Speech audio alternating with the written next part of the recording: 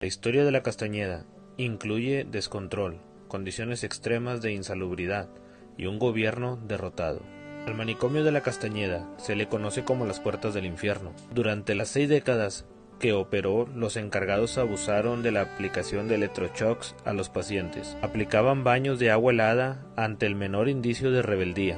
Cada persona internada tenía que enfrentar condiciones extremas de insalubridad y hacinamiento, entre tantas otras vejaciones. Fue un psiquiátrico que se salió de control a la vista de las autoridades. Toda esta gama de horrores contrasta con el día de la inauguración de este hospital para enfermos mentales, que ocurrió el 1 de septiembre de 1910. En esa fecha, Porfirio Díaz arribó al nuevo nosocomio con todo su séquito aristocrático, entre vítores y autohalagos. Se decía que representaba el inicio de una nueva era en atención a la locura humana en el país, y sobra decir que su creación fue parte de los festejos por el centenario de la independencia de México. Pero antes de obtener la gloria por la construcción del moderno manicomio, el presidente Díaz realizó los preparativos. Consiguió que su amigo, el empresario pulquero Ignacio Torres Adalid, cediera una buena extensión de la hacienda La Castañeda en la zona de Mixcoac para crear el psiquiátrico que mandó hacer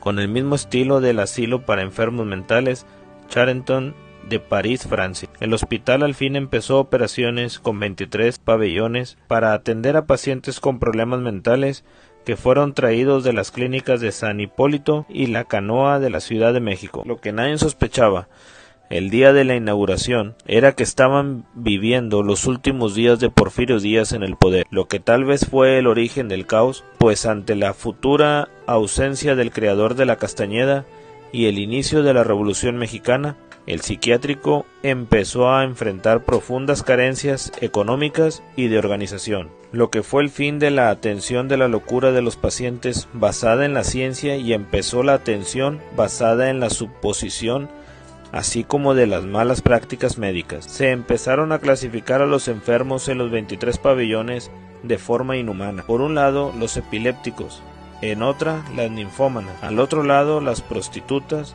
y junto con ellas, los sifilíticos. El caos, hacinamiento aumentaron cuando el gobierno empezó a llevar a la Castañeda a convictos peligrosos, indigentes o simplemente personas que no podían pagar una vivienda. Si en un principio para poder ser paciente del manicomio era necesario un certificado de locura, durante las décadas siguientes este requisito dejó de ser obligatorio. Durante prolongados periodos el nosocomio alcanzaba los 3.300 internos. Los encargados tomaron la decisión de quitar las camas para ahorrar espacio, y así los enfermos podían dormir en el piso.